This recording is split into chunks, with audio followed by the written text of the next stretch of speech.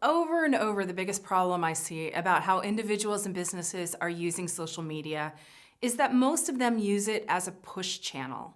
What do I mean by that? It means that rather than developing engaging content and talking directly with an audience, content is pushed out, often automatically, to social media without a thought for the person who may be reading it. Or, more importantly, without also engaging the audience directly, in addition to one's content strategy. Business to business or B2B companies are especially guilty of this, but they don't need to be. Pushing out relevant content can be beneficial to you and your audience, but if it's done in a vacuum, you'll be missing out on what makes social media truly special and successful. The whole idea of social media is to be social. So of course it's going to be important to be empathetic and to be human and to talk to people as if you know them, or that at least they're your acquaintance, if not they're your friend. So it's one thing to market to your customers, but on social media, it's also important to build that relationship. And when you build that relationship, your customers will welcome the marketing messages because you've earned the right to do that. So let's talk about the benefits of talking more directly with your social followers and prospects. First, you can build your brand by having direct contact with your audience. It shows you care and that you're interested in them. It gives your brand a human element. And remember what I said before about people wanting to interact with people, not brands? Second, you can improve your reputation, especially if you're engaging with unhappy individuals. Show that you're listening, show that you care, and that you actively want to improve their situation and make things right. Third, you can answer questions that many of your prospects and customers might have. By responding to questions, other people with the same question may find the answer without having to reach out to customer service. Fourth, one-to-one engagement helps you provide additional value to your audience. You can give tips and tricks to individuals directly, you can give advice, or you can share fun facts that your audience might not be expecting. Fifth, you can amplify your reach. I know, that sounds funny when we're talking about one-to-one engagement, right? But those direct interactions have a cascading effect, particularly when it comes to word of mouth. Excited and engaged customers may engage more often, share your material, and most importantly, tell others of their positive experience. This is especially true if you turn a negative to a positive for a customer. That brings us to the sixth benefit, increase customer loyalty. I just mentioned how powerful turning a negative experience into a positive was, and in fact, according to Bain, customers are likely to spend 20 to 40% more with a business after a successful social customer service experience. It's fascinating to me that we push content out in the social space, and then when someone responds to it or engages with that piece of content, we ignore those comments. It's like calling someone on the phone and they answer, but they don't say anything. It's so rude. I'm just saying, it is so rude. So if you truly are about growing your business and you're sharing content and you're not engaging with those people that are, engaging with your content, commenting, sharing it, connecting, and maybe retweeting it if you're on, if you're on Twitter or wherever, and not acknowledging that, then you're missing such a golden opportunity to really connect with people and hopefully have them continue to share your content or comment on your content.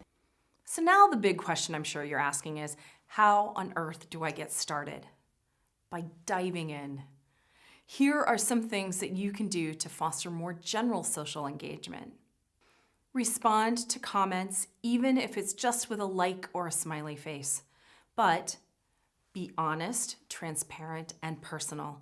Have a personality and be truthful in your dealings with customers and prospects. Cinnabon, an American chain of baked goods stores and kiosks, has regular exchanges with their customers that show their personality and their love for what they do. Be funny. Use humor thoughtfully. For example, an upset customer may not appreciate a joke, but for the most part, humor makes brands seem more real and more in touch. Food delivery service Eat24 is a master of joking with their customers in a way that makes them smile. offer additional value. Consider how you can surprise commenters with a coupon code or access to supplemental material. When someone is rewarded for their engagement, they are more likely to continue engaging. In this example, someone mentioned on the discussion website Reddit that they were reading my book, and my offering them the free companion cookbook resulted in a sale from someone else who saw my comment. Ask for reviews. We do this at HubSpot Academy. When someone tweets out that they were just certified, we will often ask them to review us at G2 Crowd. When people are happy about the work you do, they sometimes just need to be told how to share that love. Ask for product commentary.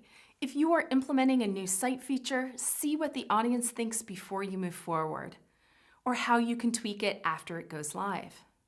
Conduct polls. This is an easy way to show the audience you are listening and that you care about their opinions. The key here is to follow up and demonstrate the outcome. Share the results, deliver on their opinion. For example, when I worked at Keurig several years ago, we asked people if they were interested in having the company make a green or blue coffee brewer. We let the audience decide and ultimately made the green brewer. Fans were delighted. Respond to comments in real time. This is a great tactic for any company, but especially for B2B companies with products that may be more complex. Invite special guests, conduct live demonstrations, host your own live shows on a specific topic. Have someone feed you questions coming in from comments and address them in your live show. Tag guests so they can help extend your reach. If you have a guest blogger on your site or your podcast or videos, tag them in the content so they can help share it. Thank them for their participation. Reference the amazing content of others. If you are a team of one or just a few people, this is something really easy you can do to drive engagement and interest from other influencers, to build relationships and to extend your reach. Encourage readers to comment, like, and share. This is a simple ask, but it can be very powerful. According to Buffer, your tweets have a 12 times higher chance of being retweeted if you ask for it, and 23 times higher if you actually spell out the word retweet. Use this tactic sparingly so as not to seem too self-serving. Consider starting a Facebook or LinkedIn group. What a great way to really engage with your followers.